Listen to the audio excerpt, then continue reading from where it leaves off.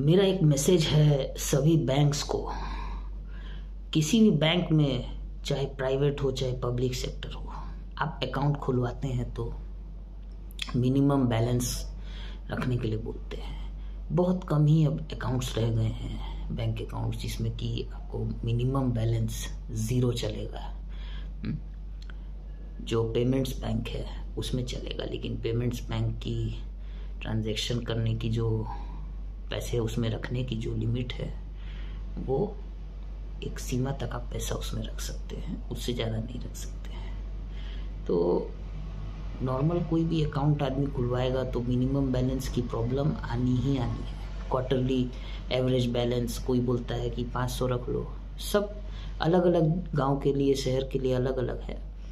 तो कहीं पे 500 है, कहीं 1000 है, और बैंक के अकाउंट के अनुसार भी, जैसा फीचर वाला बैंक अकाउंट आपने लिया है, जितनी फैसिलिटीज उसमें है उसके अनुसार भी, और जिस बैंक में आपने खुलवाया है उसके अनुसार भी मिनिमम बैलेंस की रिक्वायरमेंट अलग अलग हो सकती है। जैसे कि 500, 1000, 2000, 5000, 10,000, 25,000, 50, 1 लाख, 1.5 लाख, जितना भी जैसा है जिसका, ठीक है।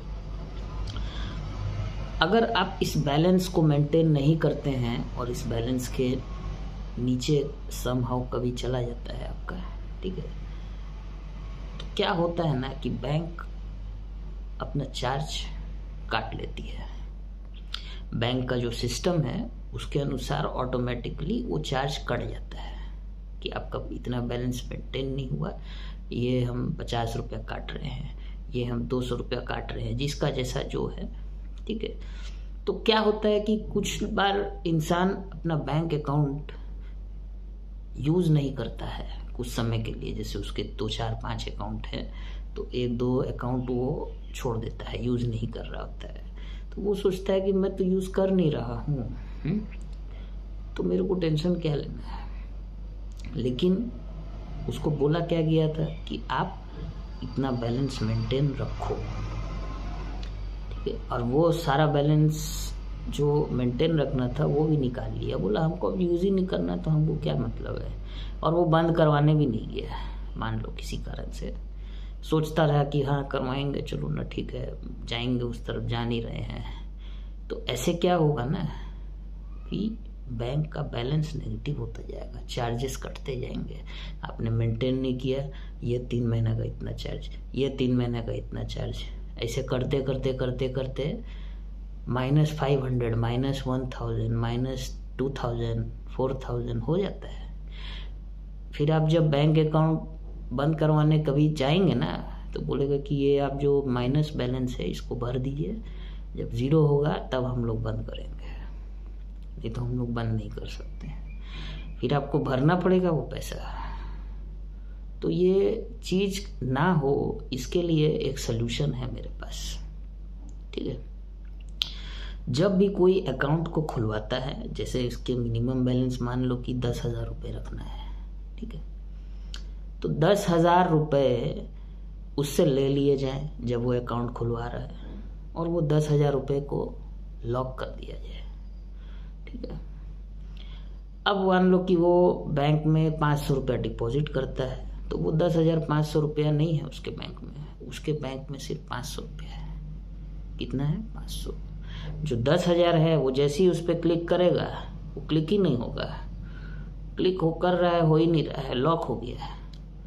उसको लॉक कर दिया जाए, ठीक है। उसको कोई भी सिर्फ तभी कर सकता है यूज जब उसको अपना बैंक अकाउंट बंद करवाना है।